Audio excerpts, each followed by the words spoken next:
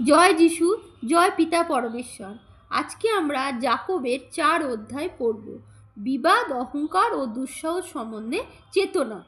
তোমাদের মধ্যে কোথা হইতে যুদ্ধ ও কোথা হইতে বিবাদ উৎপন্ন হয়? তোমাদের অঙ্গ প্রত্যঙ্গে যে সকল সুখাভিলাষ যুদ্ধ করে সে সকল হইতে কি নয়? তোমরা অভিলাষ করিতেছ, কিন্তু প্রাপ্ত হও না। তোমরা নরহত্যা ও ঈর্ষা করিতেছ, কিন্তু পাইতে পারো না।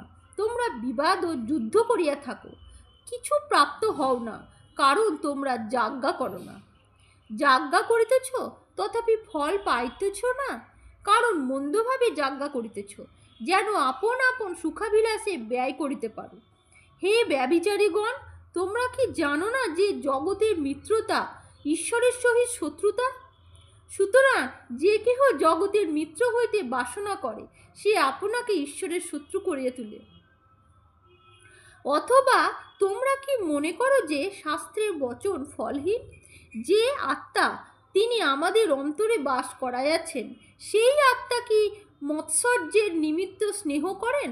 বরং তিনি আরও অনুগ্রহ দান করেন। এই কারণ শাস্ত্র বলে, ঈশ্বর অহংকারীদের প্রতিরোধ করেন, কিন্তু নম্রদিগকে অনুগ্রহ প্রদান করেন।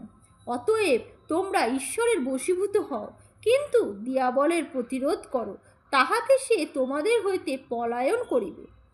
ঈশ্বরের নিকটবর্তী হও, তাহাতে তিনিও তোমাদের নিকটবর্তী হইবেন। হে পাপীগণ, হস্তসূচি করো। হে দিমনার লোক সকল, হৃদয় বিশুদ্ধ করো।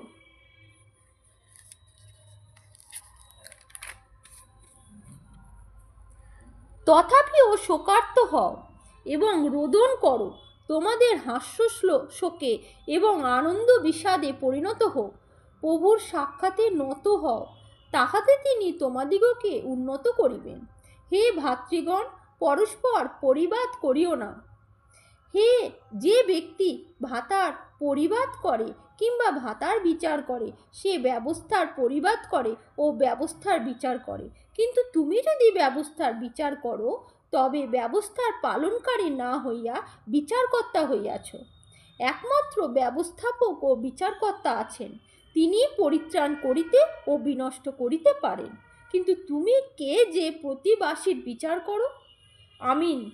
এই ভিডিওটি লাইক ও শেয়ার করুন, আর এই চ্যানেলে পরমেশ্বরের আরও বচন শোনার জন্য প্লিজ সাবস্ক্রাইব করুন। পরমেশ্বর আপনাদেরকে আশীষ দিবেন। আর কমেন্ট বক্সে আমেন লিখে রিসিভ করুন। জয় যিশু মসিহ।